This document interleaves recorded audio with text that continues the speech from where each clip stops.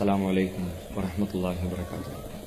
பெருமதிப்பிற்கும் மரியாதைக்கும் உரிய எல்லாம் வல்ல அல்லாஹுவின் நல்லடியார்களே, இந்த நிகழ்ச்சியில் வஹி அல்லாதது வழிகேடே என்ற தலைப்பினை எனக்கு வழங்கியிருக்கிறார்கள். இந்த உலகத்தில் மனிதர்களாகிய நாம்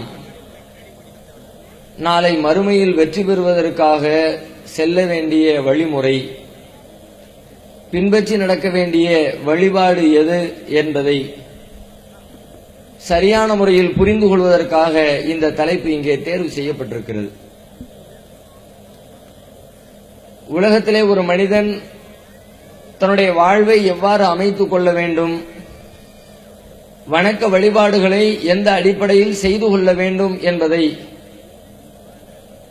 கற்றுத்தருகிற, அறிந்து கொள்கிற முழுமையான அறிவு மனிதர்களுக்கு வழங்கப்படவே இல்லை.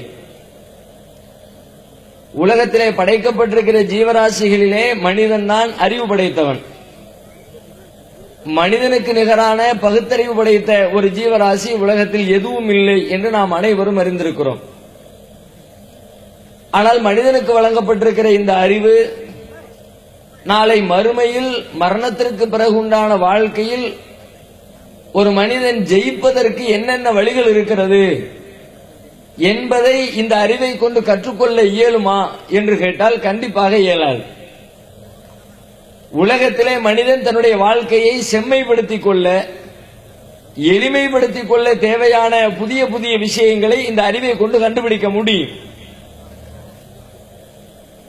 மனிதனுடைய அறிவியல் கண்டுபிடிப்புகளை நாளுக்கு நாள் வளர்த்துக் கொண்டே சென்றுவிட முடியும்.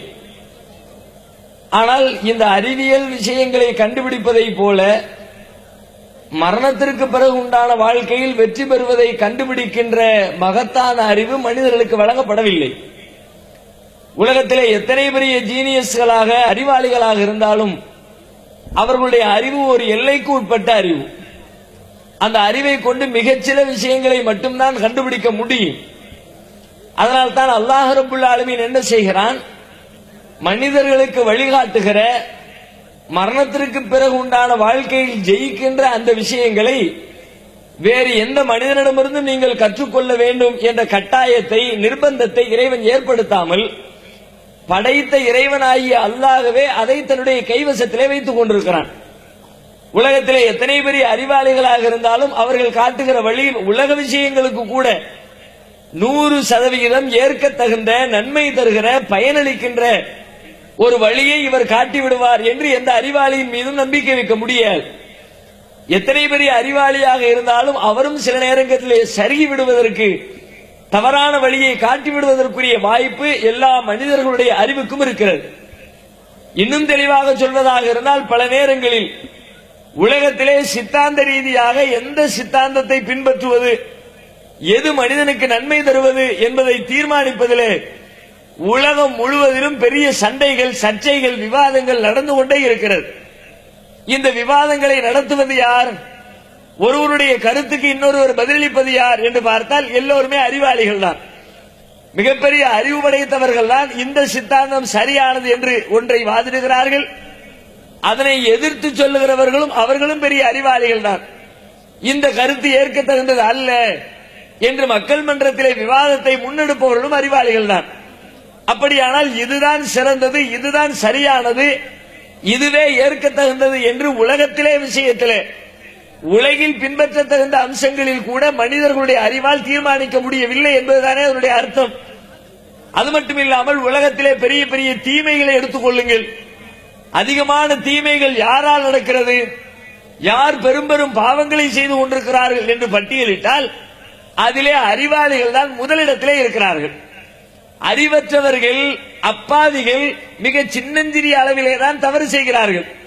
அறிவாளிகள் தான் தங்கள் அறிவை பயன்படுத்தி நுணுக்கமான முறையிலே, ஒரு அறிவற்ற ஒரு சாதாரண பாமரன் ஒருவன் வீட்டை உடைத்து, பூட்டை உடைத்து உள்ளிருக்கிற பொருளை திருடி செல்லுகிறான். இது ஒரு பாமர திருடன் செய்கிற வேலை.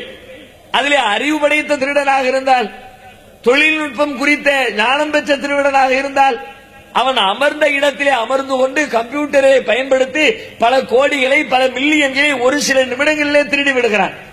இந்த அறிவுதான் அவனை மிகப்பெரிய திருடனாக ஆக்கி இருக்கிறது.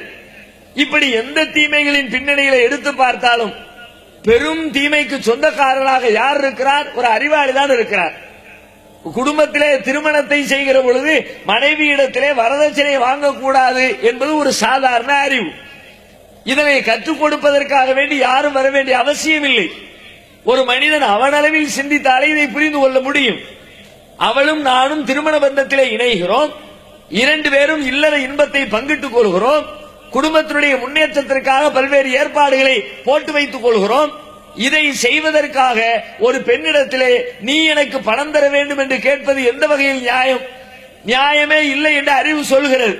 ஆனால் இந்த அறிவை மிஞ்சிக் கொண்டு வரதட்சணையில் மூழ்கி கிடக்கிறவர்கள் யார்? படிப்பறிவில்லாதவர்கள் 5 லட்சம் 10 லட்சம் என்று வரதட்சணை வாங்கினால், படித்தவர்கள், பொறியியலாளர்கள், மருத்துவர்கள் கோடிக்கணக்கான ரூபாய்களை வரதட்சணைகளாக பெற்றுக் கொண்டிருக்கிறார்கள். அப்ப இவர்களுடைய அறிவு அவர்களை அந்த தீமையை நோக்கி தள்ளுகிறது.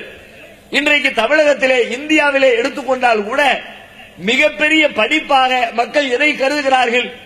மருத்துவத்தை தான் கருதுகிறார்கள். மருத்துவம் படிப்பதைத்தான் பெரிய கனவாக, லட்சியமாக கருதுகிறார்கள். சின்னஞ்சிறு வயதிலேயே குழந்தைகளுக்கு அதை சொல்லிக் கொடுக்கிறார்கள். நீ என்னவாக வேண்டும் என்று விரும்புகிறாய் என்று கேட்டால் பெற்றோர்கள் சொல்லிக் கொடுக்கிற பதில் நீ மருத்துவராக வேண்டும், பெரிய டாக்டராக வேண்டும்.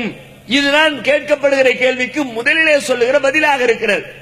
மருத்துவர் என்பது ஒரு லட்சிய கனவாக, படிப்பிலே உயர்ந்த படிப்பாக, தொழிலே சிறந்த தொழிலாக இந்திய சமூகத்திலே கருதப்படுகிறது. இன்றைக்கு இருக்கின்ற துறைகளிலே அதிகம் ஊழல் நடக்கிற, அதிகம் ஏமாற்று நடக்கிற, அதிகம் பித்தலாட்டம் செய்கிற இப்படிப்பட்ட மனிதநேய விரோதிகள் கூட உலகத்தில் இருப்பார்களா என்று கற்பனை செய்து பார்க்க முடியாத அளவிற்கு பெரிய பெரிய மோசடிகள் எங்கே நடக்கிறது, யார் செய்கிறார் என்று பார்த்தால் அதிலே முதலிடத்திலே மருத்துவர்கள் தான் இருக்கிறார்கள்.